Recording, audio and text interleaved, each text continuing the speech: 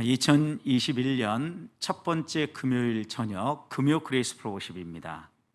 하나님께서 첫 금요 기도회부터 2021년 한 해가 마무리되는 마지막 금요 그레이스 프로십까지 함께 해주시고 동행하여 주셔서 하늘의 은혜만 품고 개인과 또 교회 그리고 나라와 민족을 위해서 기도함으로 풍성한 기도의 열매를 맛보는 밤이 될 수 있기를 주님의 이름으로 먼저 축복합니다. 무엇이든지 첫 번째가 주는 의미가 매우 크죠. 이제까지 모든 일들을 정리하고 첫 출발을 한다라는 것은 새로운 출발을 의미하기도 하고, 이제까지 내가 살아왔던 과거를 잘 정리하고 그것을 좋은 교훈을 삼아서, 그것을 좋은 디딤판을 삼아서 다시 우리가 새로운 길을 향하여 나아간다는 의미, 그런 점에서 새 출발은 우리에게 소망을 줍니다. 저는 우리 성도들이 이제까지 어떻게 금요일마다 하나님 앞에 깨어 기도했든지 간에 2021년 한 해 동안 하나님이 주시는 꿈을 품고 부르신 부름의 상을 향하여 기도하며 밤마다 하나님 앞으로 더 가까이 나아갈 수 있게 되기를 소망합니다. 특별히 오늘 우리가 함께 읽은 이 에베소서는 바울 사도가 로마 감옥에 갇혔을 때 에베소 성도들에게 쓴 편지지요. 그들 가운데 유대인과 이방인들 사이에 서로의 다름을 인정하고 받아들이고 하나 되지 못하고 유대인이고 이방인이라는 것, 그리고 서로 조금 다른 차이가 있다는 것 때문에 교회가 분열될 위기에 처해 있을 때 이 편지를 쓰므로 하나님이 허락하신 존귀한 교회가 갈라지지 아니하고 하나로 견고하게 설 수 있도록 쓴 편지가 이 에베소서입니다. 그래서 바울은 에베소 교인들에게 편지를 쓸 때 교회가 어떤 것인가에 대해서 자꾸 계속해서 설명을 하죠.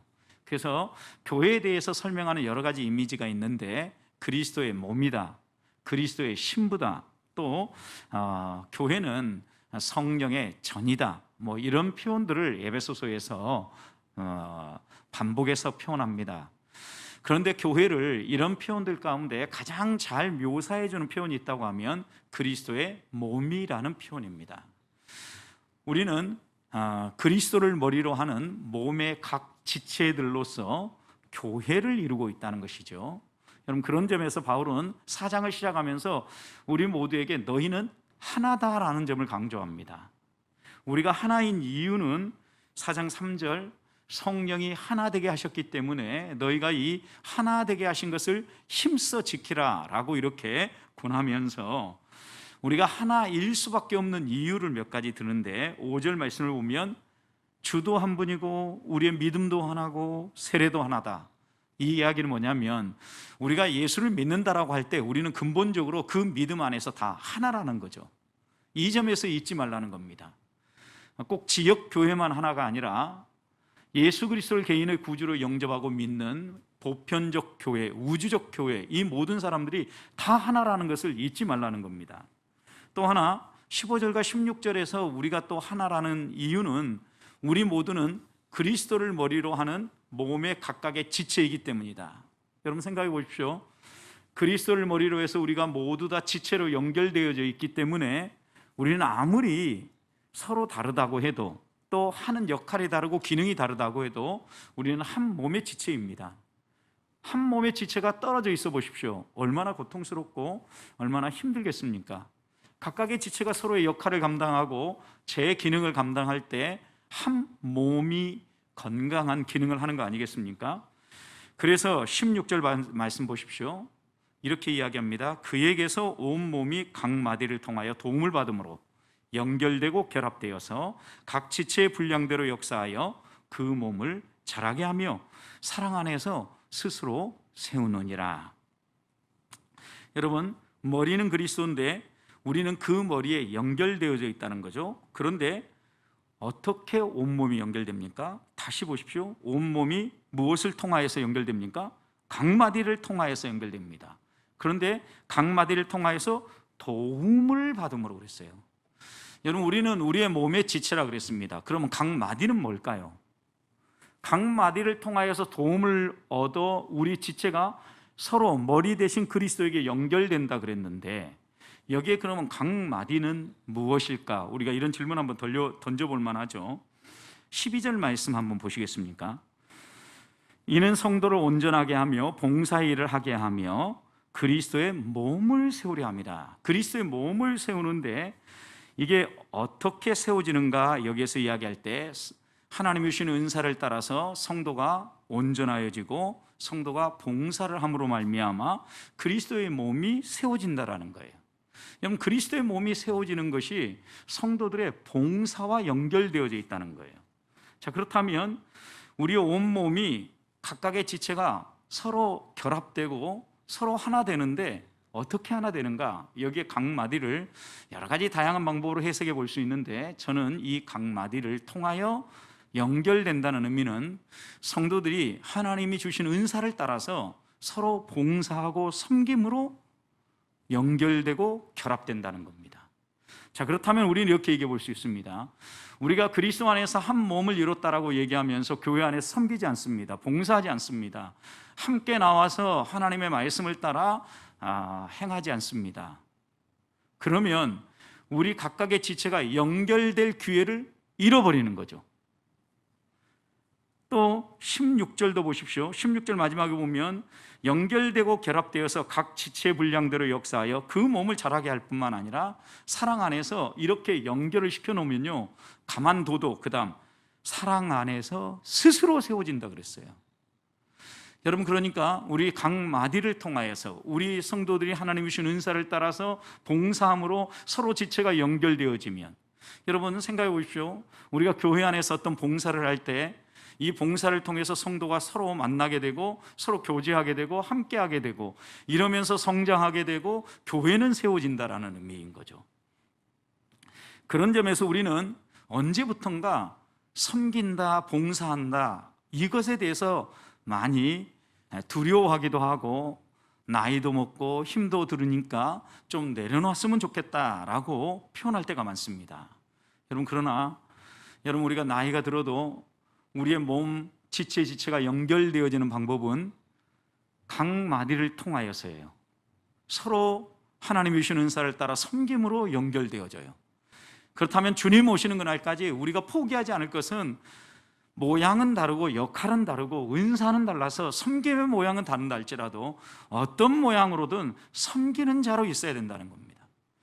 바로 이것이 하나됨을 이루며 하나님 우리를 부르신 부름의 상을 향하여 살아간다는 의미입니다.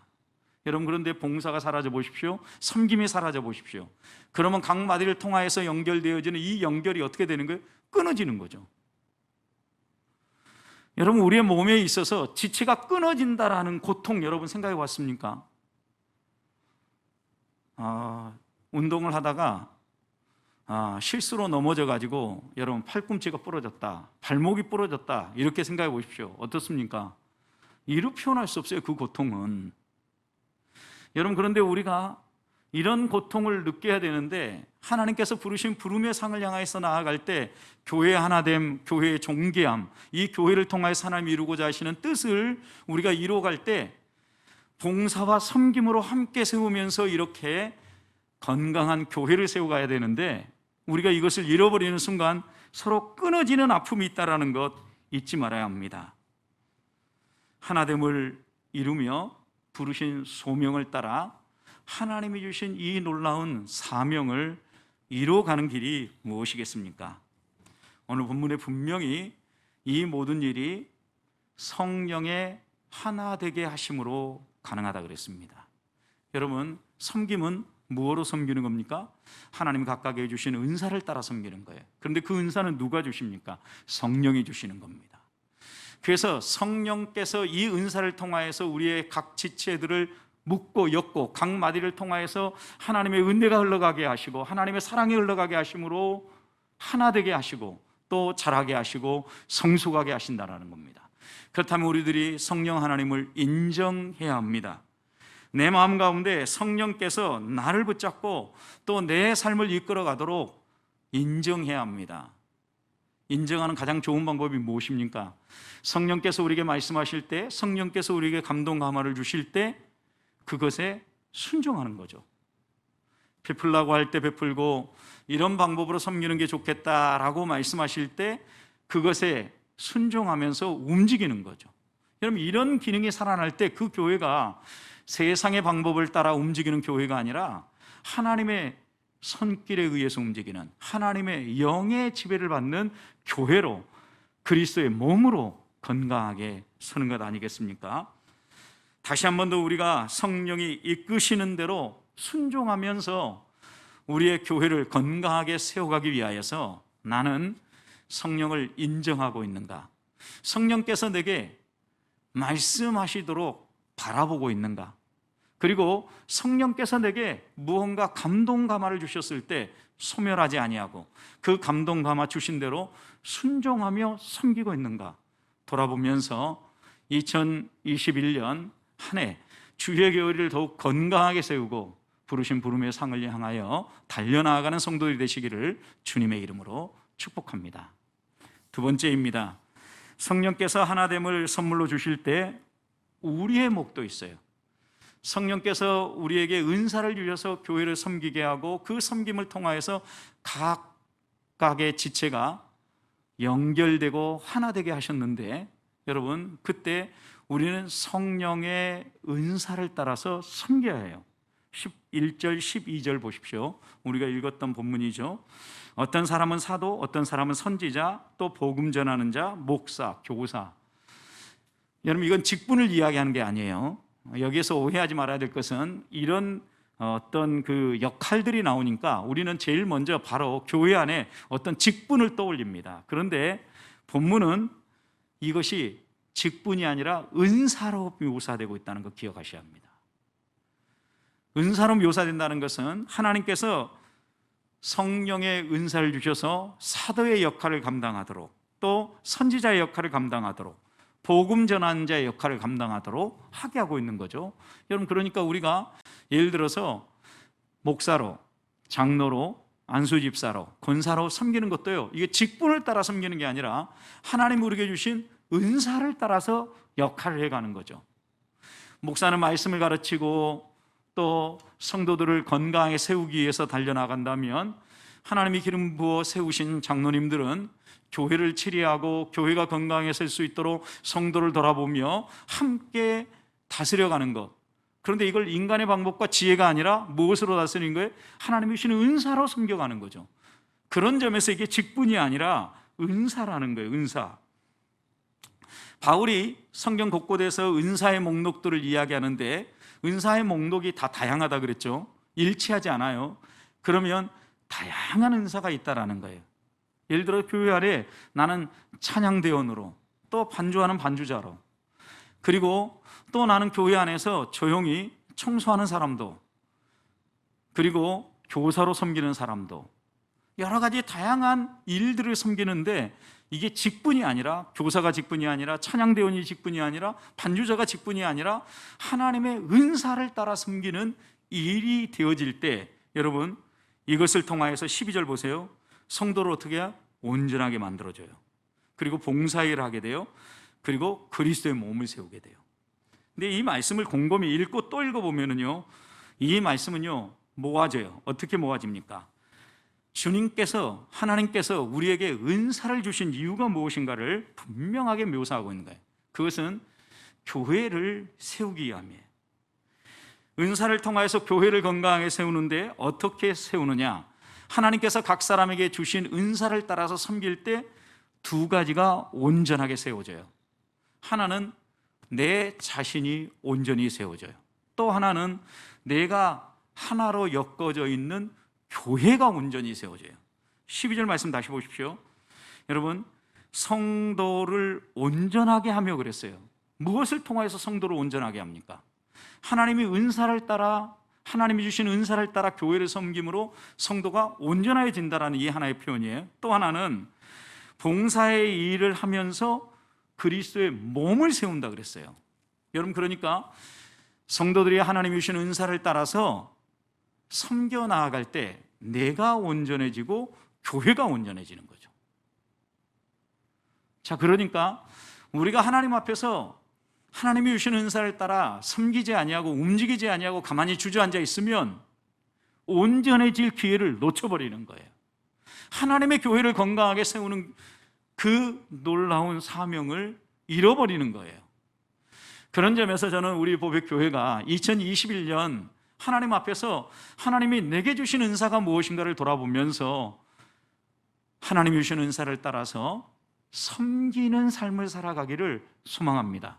여러분, 섬김의 삶이 그런 점에서 부르신 부름의 소명이에요. 하나님이 나를 어디에서 어떤 모습으로 섬기겠는지 우리는 이 밤에 다시 한번 기도하며 물어야 합니다.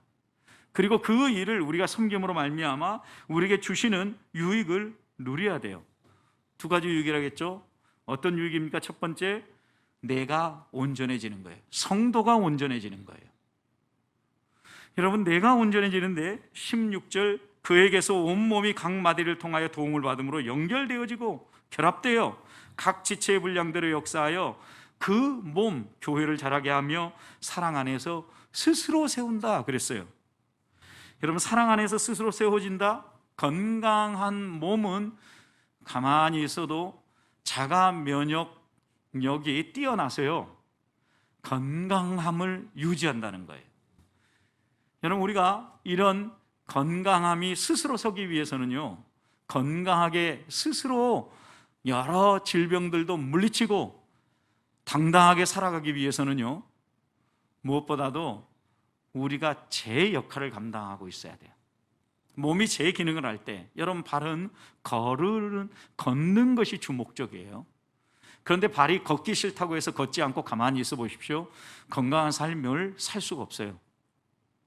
우리 신체 각각의 오장육부를 비롯한 여러 장기들이 제 역할을 하기 싫다고 해서 멈춰 있어 보십시오.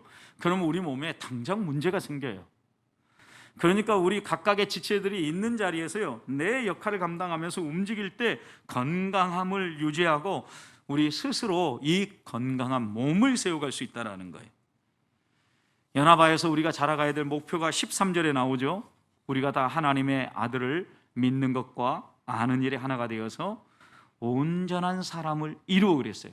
여러분, 그러니까 결국 우리가 목표하며 살아가야 될 그 목적지가 어디예요? 온전한 사람이에요. 그런데 여기에 온전한 사람은요, 완벽한 사람을 이야기하는 게 아니에요. 성숙한 사람을 의미하는 거죠.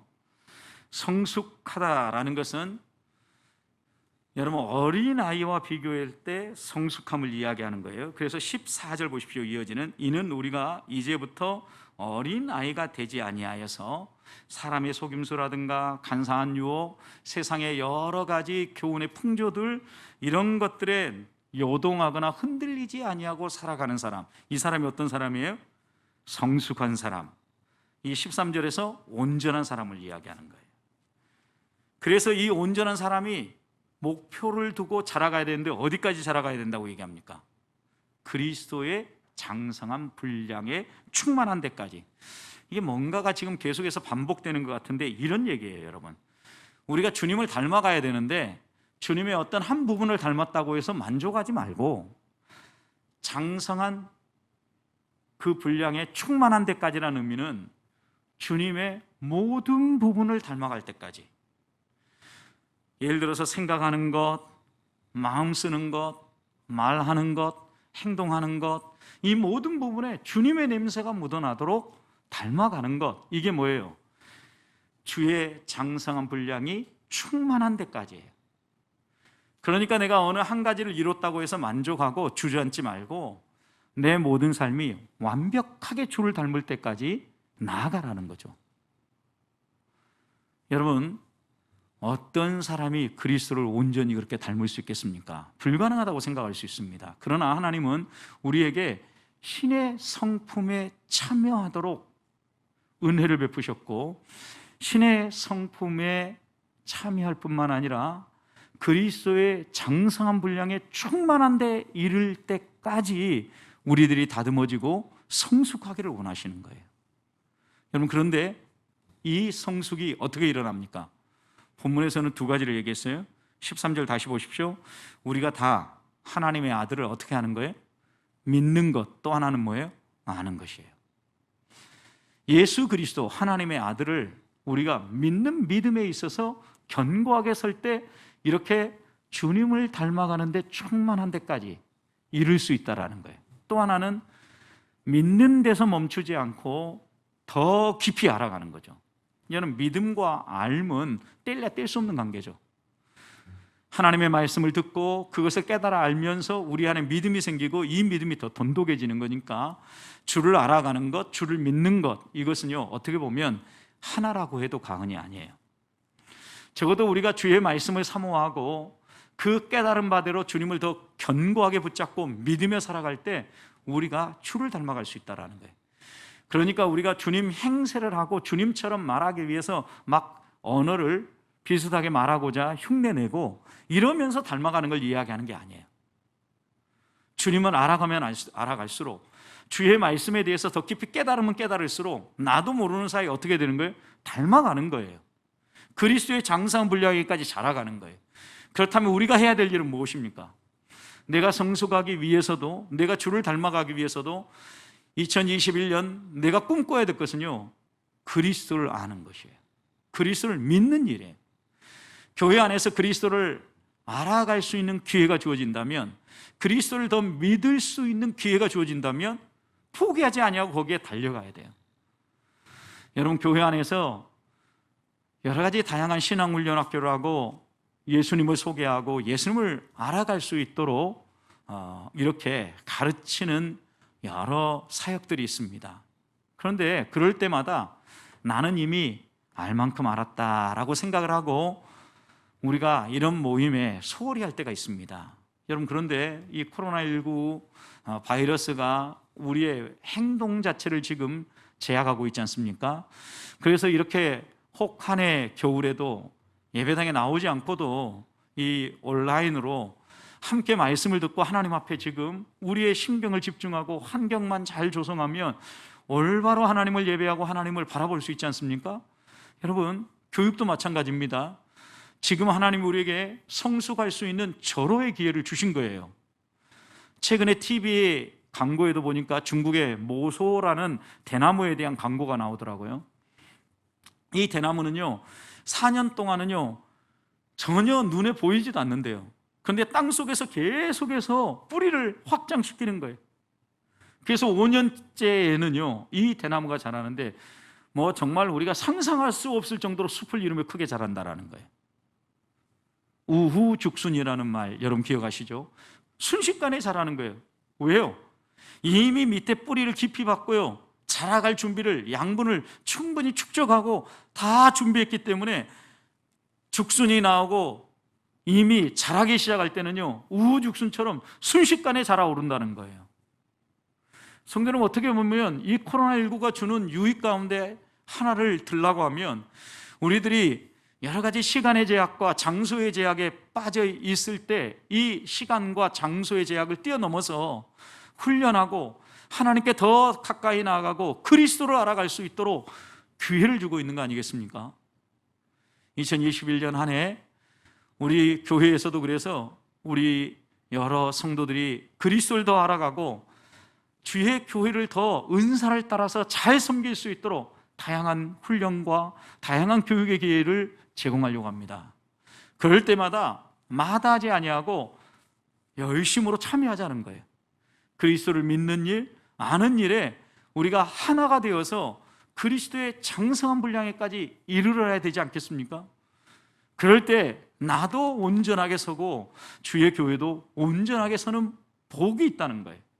저는 우리 보배교회 성도들이 2021년 한 해 동안 더욱더 주의 말씀 안에 견고하게 서서 신앙훈련학교 그리고 또 주를 알아가는 기회들 놓치지 않음으로 말미암아 우리가 하나님 앞에서 더 온전하게 서며 성숙한 그리스도인들로 부르신 부름의 상을 향하여 달려나아갈 수 있게 되기를 주님의 이름으로 축복합니다.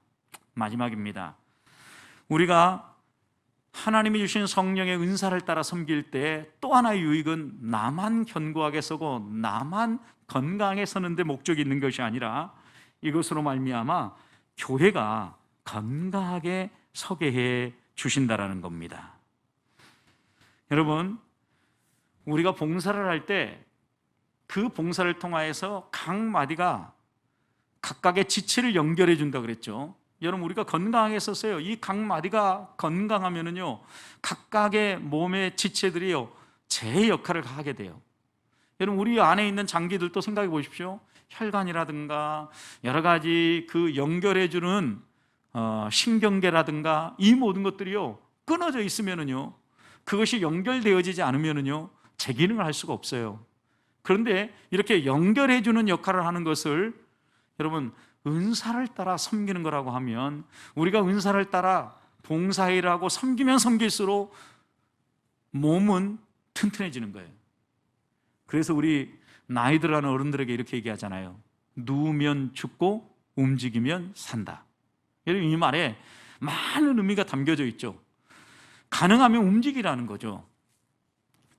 그래서 이렇게 추운 날씨, 여러분 운동하기 어려우면 어떻습니까? 뉴스를 보면서도요, 집에서 좀 제자리 걷기를 하는 거죠. 몸을 계속 움직이라는 거예요. 여러분, 그래야지 우리의 몸은요, 건강하게 되어 있다라는 거예요. 마찬가지입니다. 주의 교회가 건강해지고 주의 몸이 튼튼하게 서려고 하면요, 성도들이요, 부단히 움직여야 돼. 그게 뭐예요? 움직인다는 게 단순히 움직인다는 의미가 아니라 섬김의 삶을 살아간다는 거예요. 각각의 역할에서요, 찬양하는 사람은 찬양으로, 또 청소를 하는 사람은 청소를 하는 사람으로, 또 아이들을 가르치는 사람은 아이들을 가르치는 사람으로, 전화를 해서 사람들을 돌아보고 격려하고, 신방하는 사람은 신방하는 사람으로, 기도하는 사람은 기도하는 사람으로서 각각의 역할에서 제 역할을 감당하며 섬기며 봉사할 때 그 교회가 건강할 수 있다는 거예요. 여러분, 그래서 14절 보십시오. 어린아이와 성숙한 자의 가장 큰 차이점은요, 분별력에 있어요. 14절 보면, 우리가 이제부터는 어린아이가 되지 아니하여 사람의 속임과 간사한 유혹에 빠져 온갖 교훈의 풍조에 밀려 요동하지 않게 하랍니다. 어린아이는요, 사람의 속임수를 가지고 속이면요, 이게 속임수인지 아닌지 몰라요. 예를 들어서 마술을 부릴 때요, 어린아이들은 이게 진짜인 줄 알죠. 그런데 어른들은 어떻습니까? 아, 정말 진짜 같네 이래요. 뭔가 트릭이 숨어 있다는 걸 어른들은 알고 있기 때문에, 아, 저거는 진짜가 아니라는 거죠. 어떻게 큰 상자에 사람이 들어가 있고 그 상자의 반을 톱으로 잘랐는데 사람이 안 잘라질 수가 있어요. 뭔가 트릭이 숨어 있는 거죠, 여러분. 어른들이 이렇게 생각하는데 어린아이는 어떻게 생각해요? 사람이 잘라졌는데 어떻게 될 거야? 죽은 거 아니야? 왜 피는 안 나오지? 이렇게 생각을 한다는 거죠. 여러분, 그러니까 세상에 이런 속임수라든가 간사한 유혹에 쉽게 넘어가는 경우가 어때요? 어린아이들이죠. 예를 들어서 어린아이는 좋아하는 것이 있으면요, 그 좋아하는 거 가지고 유혹하면 어때요? 쉽게 넘어가 버리는 거죠. 초콜릿을 좋아하는 아이라고 하면 막 초콜릿을 주면서 유혹을 하고 이 아이를 이끌면요, 쉽게 넘어가 버려요. 그래서 부모님들이 이제 처음 아이들이 밖에 나가서 학교 생활할 때 이렇게 교육하죠. 누가 뭐 맛있는 거 줘도 그냥 받아 먹으면 안 돼. 아는 사람 아니면 아무에게나 아무가 준다고 해서 먹으면 안 돼. 이렇게 옛날에는 그러지 않았는데 지금은요, 그만큼 아이들을 유괴해 가는 사람들이 많아가지고 이런 위험이 생기는 거예요. 근데 왜 이런 교육을 하겠어요? 간사한 유혹에 쉽게 넘어가게 돼요. 분별력이 없는 거죠. 여러분, 그런데 여기 분명히 우리에게 이야기하려고 하는 바가 있어요. 성숙한 사람은 분별력이 살아서요, 어떤 속임수라든가 간사한 유혹에 쉽게 넘어가거나, 그리고 그 다음 이어서 나오죠, 온갖 교훈의 풍조에 흔들리지 않는다는 거예요. 세상에 온갖 유행하는 풍조들이 얼마나 우리를 흔들어 놓습니까? 코로나19를 겪으면서 성도들이 지금 제일 어려워하는 세상의 풍조 가운데 하나는요, 활동하지 못함, 관계가 끊어짐, 그리고 이것과 함께 경제적 어려움이라고 그래요. 여러분, 관계가 지금 일시적으로 끊어지니까 어느 정도 버틸 수 있겠다라고 생각하는데 경제적으로 어려움이 오니까 더 힘든다라고 얘기를 합니다. 최근에는 여러분, 지금 정부가 여러 가지를 잘한다라고 이야기하다가도 이것만 생각하면 점수를 줄 수 없는 부분이 있어요. 그게 무엇입니까? 부동산 정책이죠. 집값이 하늘을 모르고 올라가고요. 또 전세 대난을 만들어 놓고요. 정말 여러 가지 면에서 어려움을 겪어요. 여러분, 그런데 새해 들어가지고 막 활황을 이루고 있는 게 하나 있다고 그래요. 그게 무엇인지 아십니까? 주식시장이라고 그래요. 주식시장. 우리나라 코스피 지수가 2,000을 넘은 것은 13년 전이래요. 그러니까 2,000에서 3,000을 넘어가는데 올해 1월 초에 코스피 지수가 3,000을 넘었다고 하는데 13년 반 만인가 13년 하여튼 지나면서 이 코스피 지수가 3,000을 넘었다고 그래요. 코로나19 상황을 생각해 보십시오. 경제적으로 압박을 당하고 있습니다. 활동이 위축됐습니다. 그렇다고 하면 주식이 굳이 화랑을 띨 이유가 없잖아요. 그래서 어떤 사람들은 예측할 때 올해도 주식 전망은 어렵다 그랬는데 연초부터 생각지 못한 막 변화들이 일어나고 있는 거예요. 이런 변화들이 왜 일어납니까? 어떤 사람은 이렇게 해석을 하더라고요. 정부가 부동산 정책을 워낙 잘못해가지고 서민들이요 소망이 사라졌다라는 거예요. 아무리 노력하고 애써도 집 한 채 내 집 마련하는 것 이제는 물 건너갔다라는 거예요. 그러니 정직하게 매달 얼굴 받아가지고 한 푼 두 푼 이렇게 적립을 해가지고는 집 사는 것 그리고 서민 탈출하는 것 꿈도 못 꾼다는 거예요. 그래서 어디에 투자를 해야 좀 더 돈을 벌 수 있는가 기대 심리가 있어서 개미들 그러니까 아주 작은 돈을 가지고도 이 주식시장에 사람들이 투자하기 위해서 몰려들기 시작했다는 거예요. 여러분, 무엇 때문에 주식이 화랑이냐 아니면 불황이냐 이게 중요하지 않아요. 이런 소식들이 들려올 때 내 안에 이런 이야기를 들으면서 아까 온갖 교훈의 풍조에 흔들린다라고 얘기하는 것처럼 흔들리느냐 흔들리지 않느냐 이게 중요한 거예요. 믿음의 사람들은요 하나님의 말씀의 교훈과 가르침을 따라서 살아가는 거예요. 비록 가난하게 살아도 하나님이 정말 우리에게 원하는 게 무엇인가를 생각하면서 우리는 움직여야 되는데 이런 일들이 벌어질 때마다 갈등이 생기는 거거든요. 어떻게 살아야 되는가? 이런 일 벌어지는 거 보니까 나도 예전에 좀 부동산에 투자를 해놨어야 되는데 이런 아쉬움이 생깁니까? 그러나 이런 아쉬움이 생길 수는 있습니다. 인간이기 때문에. 그러나 그것에 사로잡혀 있으면 안 돼요. 빨리 내버려야 돼요. 하나님이 정말 원하는 게 뭐냐는 거죠, 여러분. 하나님이 원하는 삶은요 하나님이 내게 주신 은사, 하나님이 내게 무언가를 더 주신 거 이걸 가지고요 섬기는 삶을 살라는 거예요. 그 은사를 따라서 그 은사를 통하여서 내게 어떤 열매가 주어졌든지 간에 이걸 가지고 섬길 때 우리가 건강하게 서고 주의 교회가 건강하게 선다는 거예요.